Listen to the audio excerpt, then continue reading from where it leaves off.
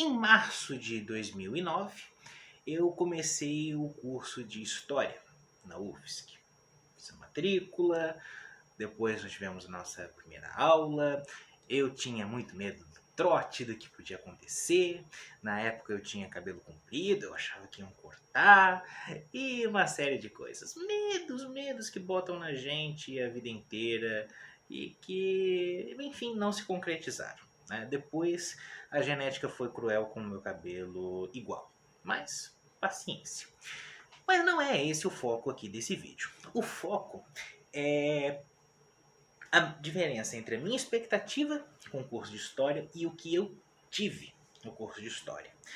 Muita gente passa por questionamentos semelhantes depois que entram na universidade e talvez essa minha experiência seja parecida com de outras pessoas. Enfim, vamos ver. Depende do alcance desse vídeo, depende do que acontecer aqui na caixa de comentários.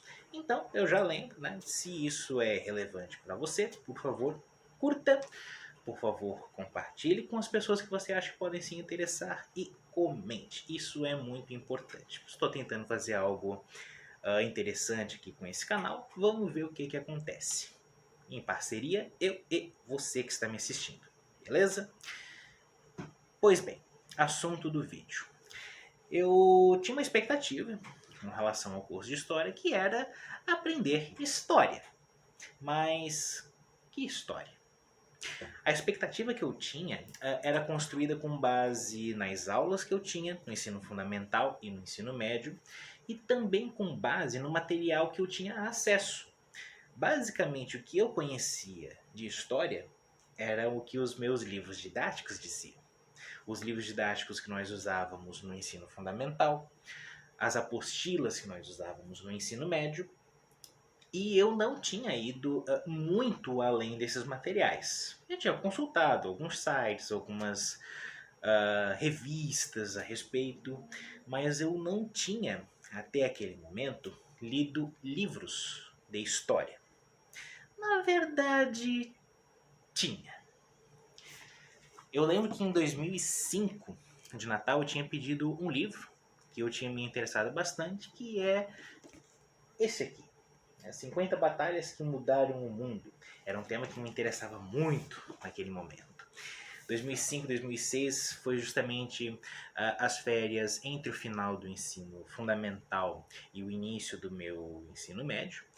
E, como já tinha dito para vocês, história era algo que eu gostava bastante. E o assunto desse livro para mim seria interessantíssimo, porque ele fala de diferentes batalhas em diferentes momentos da história. Então a gente tem aqui partes da história antiga, fala sobre a campanha de Alexandre o Grande, fala sobre batalhas na Idade Média, durante as Cruzadas, a conquista de Tenochtitlan na América, fala de Segunda Guerra Mundial, uma série de batalhas que aconteceram em diferentes momentos da história e que eu devorei esse livro. Eu acho que eu li esse livro com a mesma intensidade com que eu jogava no meu Game Boy na época, para ter uma ideia. Isso eu tinha entre 14 anos. Isso era 14 anos. Além disso, outro livro que eu tinha comprado foi justamente aí em outras férias, de 2008 a 2009, no período em que eu tinha terminado o ensino médio e ia começar a faculdade, que foi este outro livro aqui, 1808, do Laurentino Gomes. Eu comprei, mas não sei se por impulso, mas porque muito se comentava a respeito desse livro, né? Eu tinha visto algumas coisas a respeito, e eu achei, poxa, vou começar a história, né? Então vou comprar esse livro. Né? Mas, na verdade, não era bem o meu interesse. Não era, ou melhor dizendo, não era o que eu mais gostava dentro da história. A história do Brasil não era o tema de meu maior interesse naquele momento. Eu gostava muito mais de história antiga, por exemplo. Mas o choque maior talvez, era que, bom, eu gostava das aulas de história que eu tinha no ensino fundamental, no ensino médio. Eu achava legal a dinâmica que os professores utilizavam e nada disso tinha ali na universidade. Ou os professores que eu tive esse primeiro contato não eram exatamente daquele. Não utilizavam da mesma dinâmica que esses professores. Eram outras escolhas. E mais, utilizando textos que eram partes de livros, livros acadêmicos de história. Que, como eu falei agora há pouco, eu nunca tinha tido contato. Né? Estes dois livros, embora bastante interessantes, eles não são escritos por historiadores. Eu não tinha me dado conta disso na época. Eu nunca tinha lido historiadores, de fato, trabalhando com história. Mas tinha visto pessoas, no caso são dois jornalistas, escrevendo sobre história. E isso fazia uma grande diferença que eu não me dava conta. Mas esse contato então com essa história acadêmica, para mim foi um choque nesse sentido, porque era muito diferente daquela história que eu tinha nos materiais didáticos, por exemplo. E assim, em alguns momentos, sinceramente me abalou. Eu pensei, poxa, mas será que é isso que eu quero? Será que é isso mesmo que me interessa? Fora que na época eu tinha uma série de outros interesses junto, a gente vai descobrindo muita coisa, enfim, e faz parte desses questionamentos. Mas teve um momento em que eu ressignifiquei muitos desses meus interesses, né? Porque eu tive também boas surpresas. Lembra que eu disse que a história do Brasil não era bem o meu interesse? Quando eu estava no ensino fundamental, ensino médio, até o início da faculdade? Pois é, acabou que a história do Brasil foi um dos temas que eu mais me interessei. Não tanto pelas aulas que nós tivemos, porque a professora igualmente não dava nenhum motivo para gostar das aulas dela, especialmente pela didática que ela utilizava, mas pelos temas, pela seleção dos textos, dos conteúdos que foram trabalhados. Ali tive contato com a nova história brasileira e foi muito interessante. Porque fazia conexões da história do Brasil com África, com outras coisas que eu nunca tinha tido.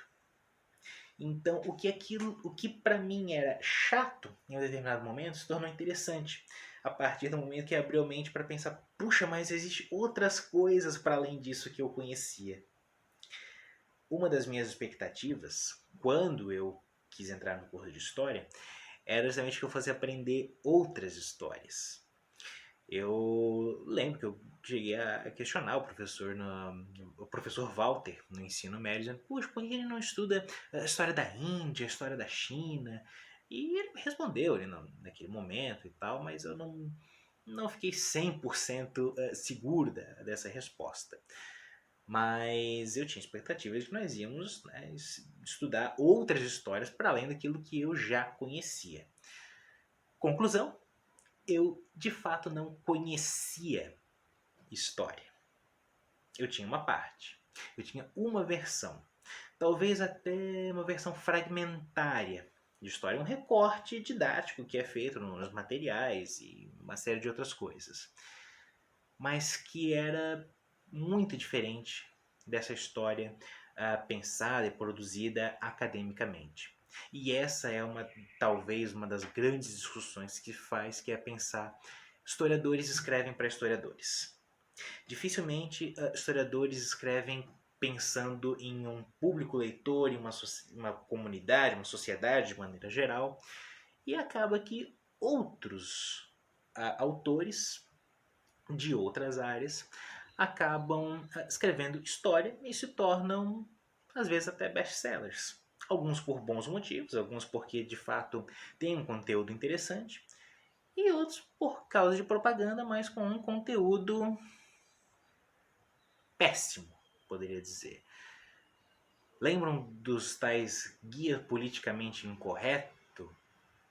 Pois é, lembraram? Esqueçam. Esqueçam. Simplesmente esqueçam. E na época eu achava que isso era o que havia de pior em termos de história. Eu não sabia que 10 anos depois as coisas poderiam piorar tanto, a ponto de a gente ter um astrólogo querendo dizer o que é história, o que é política, o que é filosofia. E o pior, muita gente seguindo esse dito astrólogo, que não se diz astrólogo, se diz professor, e muita gente o chama assim, o que é uma vergonha para todos os professores sérios e comprometidos de fato com uma produção acadêmica, intelectual, enfim, com uma produção de qualidade.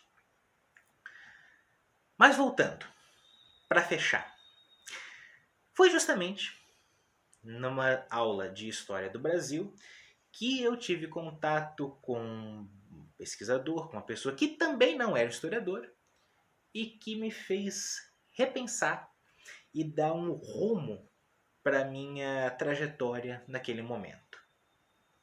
Mas esse é assunto para outro vídeo.